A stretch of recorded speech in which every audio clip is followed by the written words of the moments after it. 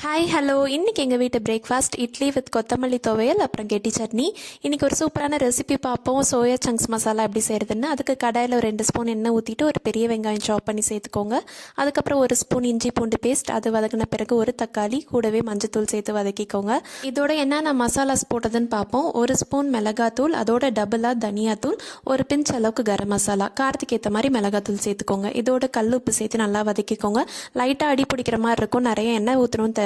லைட்டாக தண்ணி ஊற்றிட்டு நல்லா ஸ்க்ரே பண்ணி எடுத்துக்கோங்க. ரொம்ப எவ்ரிடே குக்கிங்கில் முடிஞ்ச அளவுக்கு எண்ணெயை கம்மியாக யூஸ் பண்ணுறது நல்லது. ஓகே, சோயா சங்க்ஸ் 2 நிமிஷம் சுடு தண்ணியில் போட்டு வச்சுருந்தேன். அதை நல்லா புழிஞ்சிட்டு இதோட சேர்த்துக்கிட்டேன்.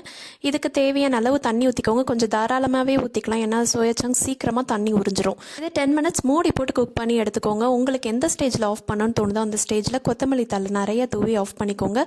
சூப்பரான சோயா சங்க்ஸ் மசாலா ரெடி ஆகிடுச்சு. இதை சப்பாத்தி, ரைஸ் எது கூட வேணாலும் சர்வ் பண்ணலாம். நான் யூஸ்வலாக புலாவ் கூட தான் சர்வ் பண்ணுவேன். புலாவ் கூட ஜூஸியாக செமையாக இருக்கும். கண்டிப்பாக ட்ரை பண்ணி பாருங்கள். ஆஸ் யூஸ்வல் இன்றைக்கி காஃபி குடிச்சாச்சு. மனசார சமைச்சு ரசித்து சாப்பிடுங்க, ஆரோக்கியமாக இருங்க. மறுபடியும் நாளைக்கு வீடியோவில் சந்திக்கலாம். பாய்.